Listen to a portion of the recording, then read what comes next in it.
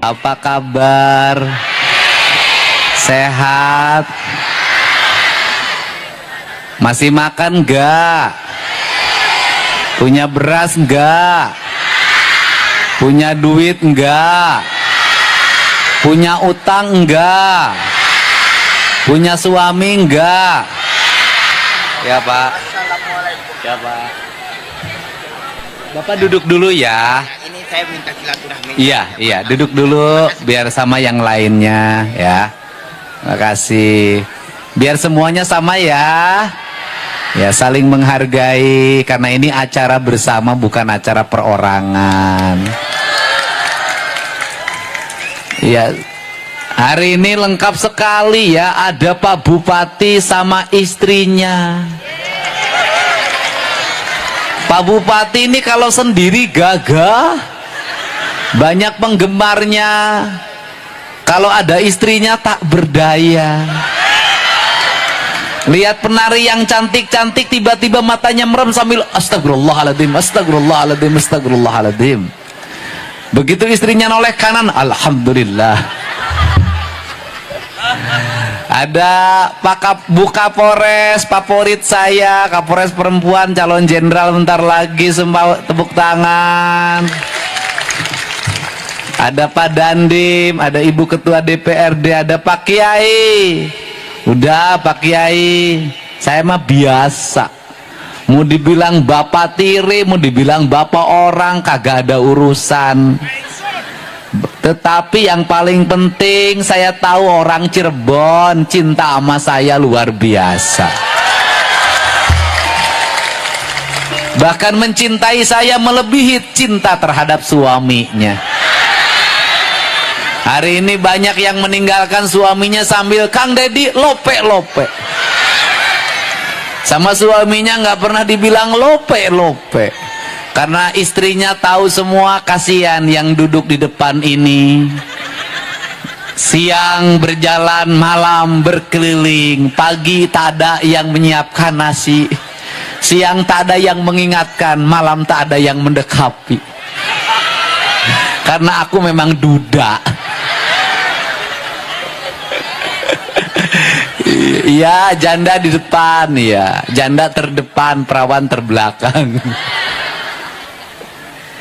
Ya kenapa? Saya selalu dari dulu, bukan hari ini aja, 10 tahun yang lalu saya masih sering silaturahmi sama wong Cirebon.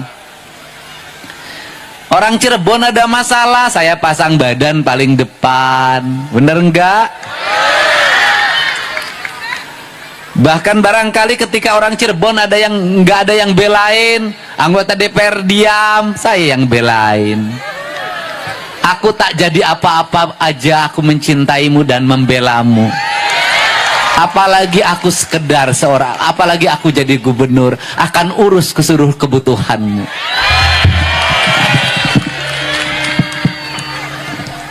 Tapi saya tidak suka pada orang yang tiba-tiba cari panggung, berteriak-teriak, seolah-olah mewakili warga. Saya tidak suka. Kenapa? Urusan jalan itu sudah jadi komitmen saya untuk membangunnya. Selama itu kita bisa dilakukan bersama-sama dengan bupatinya. Kenapa? Karena perbatasan dengan DKI, perbatasan dengan Banten, perbatasan dengan Jawa Tengah, bagi saya adalah kehormatan. Perbatasan jalannya harus yang terbaik, desanya harus tertata, rakyatnya harus makmur. Karena itu kehormatan seorang pemimpin. Tapi saya tidak mau kalau saya membangun jalan di Cirebon Timur, kemudian ada yang ngomong, itu perjuangan saya, tanpa kamu berseri teriak, aku akan membangunnya. Betul nggak? Tapi ada kewajibannya, Pak Bupati beraninya berapa kilometer? 5 kilometer, biar kami 5 kilometer lagi. Jalannya kita bangun yang terbaik, karena ini martabat di mata Jawa Tengah. Jadi begitu, saya tidak mau kepemimpinan ini, kepemimpinan kolektif. Membangun adalah sebuah kesadaran, bukan sebuah keterpaksaan. Tapi saya orangnya terbalik, kalau teriak-teriak nujuk wajah saya malah tidak jadi. Kenapa? Saya tidak mau, aku membangun karena takut padamu. Aku membangun karena aku mencintai rakyat Cirebon. Benar? Wes, cinta sama Kang Dedi. Aku mencintaimu, tak mesti aku berkata bahwa aku menyayangimu. Wah, mantap. Apa sih sebenarnya yang ada dalam pikiran saya? Saya secara genetik dari ibu turunan dari Cirebon, dari ayah turunan dari Sumedang. Saya punya tanggung jawab. Ini provinsi harus menjadi provinsi yang terbaik di Indonesia. Ini provinsi rakyatnya tidak boleh ada yang rumahnya roboh. Ini provinsi tidak boleh ada rakyat yang tidak punya listrik. Ini provinsi tidak boleh ada rakyat yang lapar. Ini provinsi tidak boleh ada rakyat yang tidak sekolah. Ini provinsi tidak boleh ada rakyatnya yang sakit yang tidak bisa diobati. Ini provinsi seluruh rakyatnya harus ada negara hadir mendampinginya dalam duka maupun suka. Itu esensi kepemimpinan saya. Tetapi rakyatnya juga harus bisa diurus. Benar nggak? Harus bisa diurus. Saya tadi meresmikan listrik. Saya nyalain lampu listrik yang rumahnya belum selesai. Kemudian anaknya berapa? 3. Rumahnya utang ke sini, utang ke sini. Terus apalagi 1 kamar 3 anak. Saya nanya berikutnya lagi, kamu mau nambah lagi enggak? Aku begitu mengkhawatirkanmu, rakyatku. Kenapa? 3 anak dalam 1 kamar. Bagaimana kalau kamu mau kukudaan? Apakah harus menunggu anakmu tidur lelap? Bagaimana ketika engkau kukudaan anaknya bangun, kemudian matanya terbelalak sambil berteriak, ada hantu. Kemudian kudanya berhenti permainannya. Kemudian bertanya, ayah naon, ada apa anakku? Kata anaknya, tuh katanya sekarang hantunya tidak ada. Nggak boleh. Di Majalengka ada 1 petak rumah kontrakan, penghuninya 13 orang, anaknya 11. Bapaknya tidak kerja, ibunya tidak kerja, anaknya yang jualan keliling. Saya tidak mau seperti itu. Habis itu lari lagi, ayah doi, bapak saya mau MOP. Kenapa? Aduh, sudah 7 anak saya. Aduh, tapi itu hebat budakna sarakola pada sekolah. Bapak ini semangat ini dipaksa tidak. Kesadaran saya ingin rakyat Cirebon punya kesadaran berkabe, bukan keinginan pemimpinnya, tapi kesadaran bahwa berat banyak anak itu harus sekolah, bagaimana rumahnya, bagaimana nanti masa depannya. Banyak anak banyak rezeki itu benar, tapi mengatur kelahiran jauh lebih benar. Benar nggak? Iya. Saya tahu di sini banyak kamera karena kerengarala duit. Lumayan video Kang Dedi penontonnya banyak.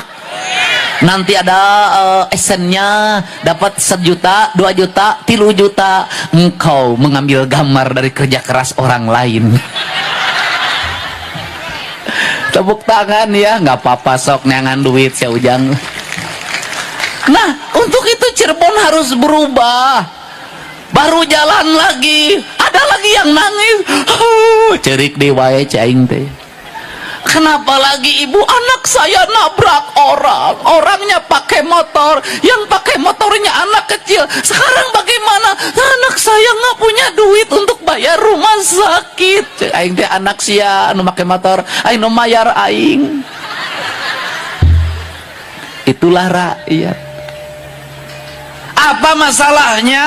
Hei orang Cirebon, bocah-bocah cilik, ibumu susah, bapakmu susah, cari duit susah, udah jangan dulu motor-motoran.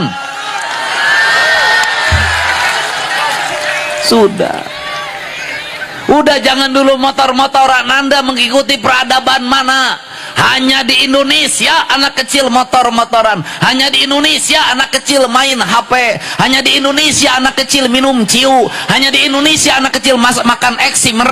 Hanya di Indonesia anak kecil ngelem. Hanya Indonesia anak kecil minum komik 15 biji sekali minum. Hanya di Indonesia yang mengaku beragama Islam. Bener nggak? Mau maju tidak? Rubah perilaku buruk. Anak kecil jangan dulu main HP. Anak kecil jangan main motor. Bocah cilik tinggal di rumah. Bantu ibumu ke sawah, bantu ibumu ke ladang, bantu ibumu ke kebun. Pelihara domba, pelihara sapi, pelihara ayam. Tumbuhilah jadi entertainment baru. Pelihara laut, jadilah nelayan yang hebat. Jadilah petani yang kuat. Jadilah pengusaha yang kokoh. Jadilah politisi yang handal. Engkau adalah harapan bangsa. Jangan kayak sekarang, nggak akan maju. Kenapa? Saya ini tiap hari Bu bayarin orang di rumah sakit. Tiap hari. Satu, Bapak, opo, istri saya di rumah sakit. Kenapa? Melahirkan. Hamilnya sama siapa? Ya sama saya. Terus kenapa giliran menghamili engkau tidak pernah memberitahu padaku? Tapi giliran melahirkan engkau memberitahukan padaku. Adapah gerangan adindaku? Harus disesar, Pak. Berapa biayanya? 25 juta. Kalau berani menghamili harus berani menjamin kelahiran. Itu tanggung jawab laki-laki. Kenapa? Engkau berikrar di hadapan calon mertuamu hari ini kau akan menikahi dia, akan menafkahi dia. Itu sumpahmu. Kalau biaya melahirkan saja kamu tidak bisa membiayai, kamu dosa di hadapan sumpah itu. Iya kan? Bener enggak? Selesai itu. Besoknya datang lagi Bapak. Apalagi anak saya ditahan polisi. Kenapa? Membacok temennya. Di mana sekolahnya? STM kelas 1. Masalahnya apa? Ya temennya di rumah sakit harus dibayar 15 juta. Anak kamu yang bacok, aku yang harus bayar. Ini keadaan, Pak. Ini tiap hari. Tadi saya ditelepon lagi, Pak Dedi tolong saya bawa anak saya ke barak TNI. Masalahnya apa lagi? Dia nyuri emas saya 100 gram. SMP, Pak. Kenapa ini terjadi? Masalahnya apa? Orang tua hari ini tak sanggup lagi menghadapi anaknya. Kenapa ini terjadi? Dibiarkan sejak kecil, diikuti keinginannya, makin gede makin susah diarahkannya. Sekarang orang tua nggak boleh lagi takut sama anak-anaknya. Kalau anaknya bangkang, anaknya melawan, laporkan ke gubernur, kita bawa ke kantor polisi, kita bawa ke barak TNI. Setuju nggak? Udahlah Pak, ini anak kecil Pak Dedi, harus diperhatikan kebebasannya. Kebebasannya bacok orang pakai parang. Bener nggak? Di Cirebon banyak nggak? Di Cirebon banyak nggak? Banyak. Weng, weng. Motorna teu mayar pajak. Kenapotna brong, huong, huong. Indungna keur kieu. Bener nggak? Harus dirubah nggak? Harus diperbaiki nggak? Harus diarahkan tidak? Pemimpinnya harus tegas tidak? Sekarang anak-anak mulai takut sama gubernur. Kalau nggak mau mandi, liatin videonya. Kamu mandi nanti dibawa oleh Pak Gubernur. Kamu makan nanti dibawa oleh Pak Gubernur. Kamu segera sekolah nanti dibawa oleh Pak Gubernur.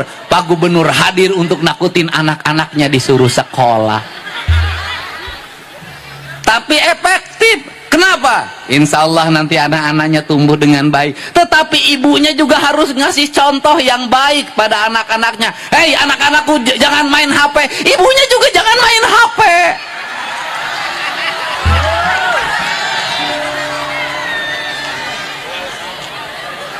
Kamu nak, jangan main tiktokan terus nak.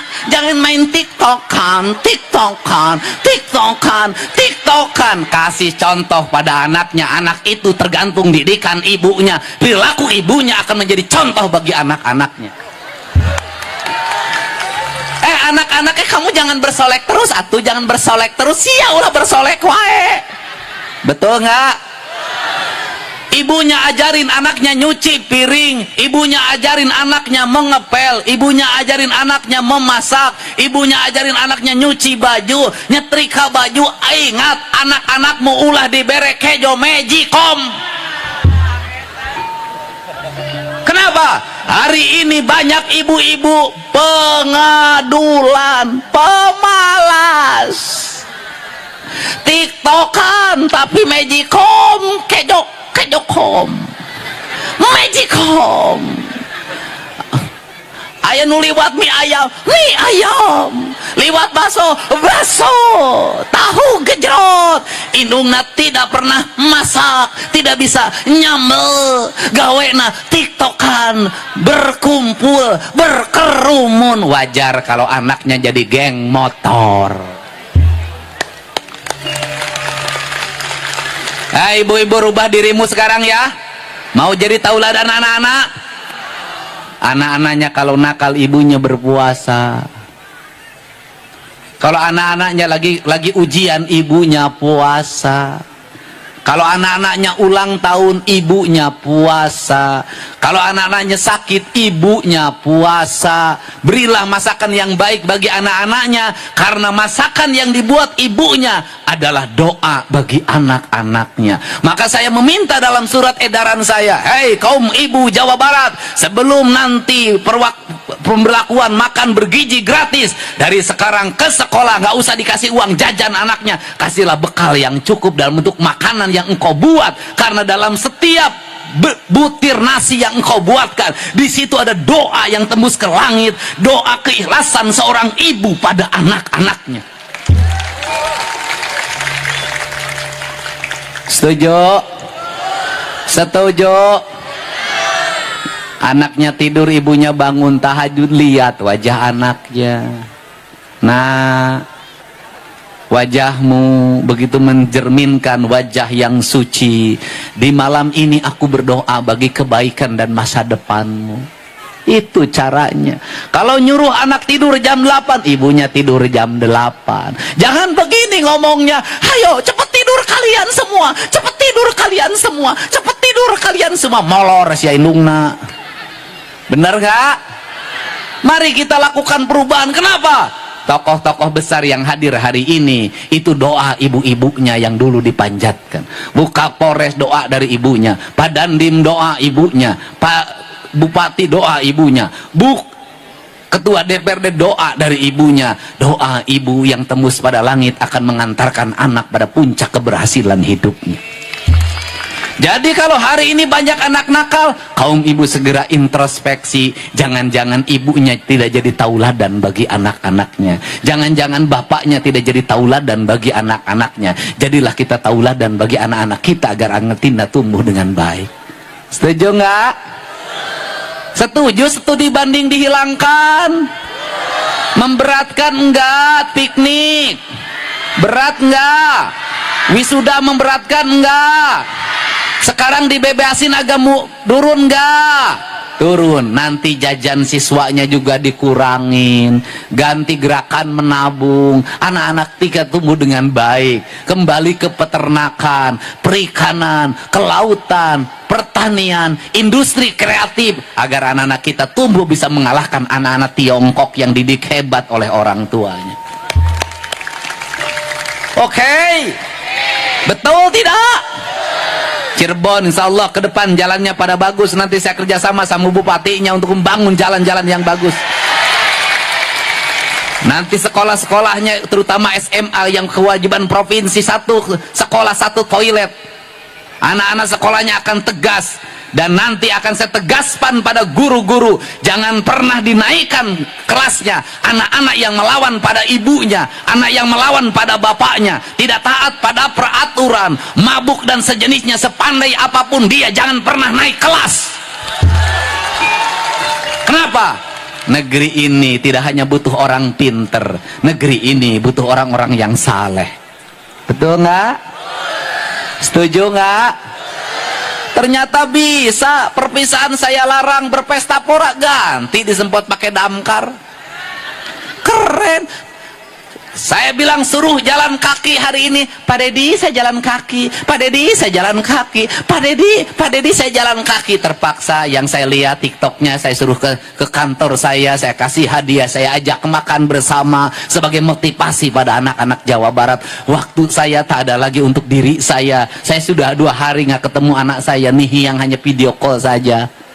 Kenapa? Muter terus, hari ini di sini, besok saya di Depok harus menyelesaikan konflik pertanahan yang ada pembakaran mobil. Siangnya saya harus bertemu dengan Menteri HAM, saya harus bertemu dengan beberapa wartawan untuk menjelaskan pikiran dan gagasan saya. Saya tidak akan pernah lelah untuk memperjuangkan agar rakyat Jawa Barat menjadi masyarakat yang terhormat. Dan saya juga merasa bangga hari ini. Kenapa? Rakyat sangat mendukung kebijakan-kebijakan pemimpinnya. Untuk itu saya ngajak sama Pak Bupati, kalau gubernur memperlihatkan anggaran provinsi pada rakyatnya melalui YouTube-nya, Pak Bupati nanti juga lihatin anggaran provinsi, anggaran Kabupaten Cirebon pada rakyatnya. Bupati jelasin, nih anggaran rumah tangga bupati sekian, nih anggaran dinas ini sekian, nih anggaran jalan sekian, perun ini yang dikasih bantuan namanya ini. Saya sudah tahu kalau rakyat sudah percaya, dia akan membela kita sampai kapanpun. Tapi jangan pernah kecewakan dia. Aduh. Rakyat itu seperti perempuan, kalau suaminya dipercaya dia akan membela kapanpun dan dimanapun. Tapi kalau sekali dikecewakan, dia tidak akan pernah bisa dibohongi lagi. Setuju? Setuju? Iya, saya ini kesini, insya Allah sebentar lagi nanti ada orang yang saya percayakan untuk sebagai penasehat ahli saya. Dia seorang profesor lulusan universitas ternama. Dia akan mendampingi saya untuk terus memberikan gagasan dan pikiran, insya Allah. Dan yang berikutnya Pak Bupati, nanti di tahun ini juga kita akan cari titik-titik air agar orang Cirebon tidak kekurangan air pada saat musim kemarau. Kita beresin banjir di Cirebon untuk tidak terulang lagi. Kita data terus rumah rakyat miskin ada berapa, kita perbaiki. Dan yang terakhir, kita data janda yang umurnya 30 tahun untuk kita carikan suami yang bertanggung jawab. Tapi jangan berikan saya seorang janda, karena tak akan membuat hidup saya bahagia. Saya cukup begini sajalah jadi duda, karena hidup saya merdeka.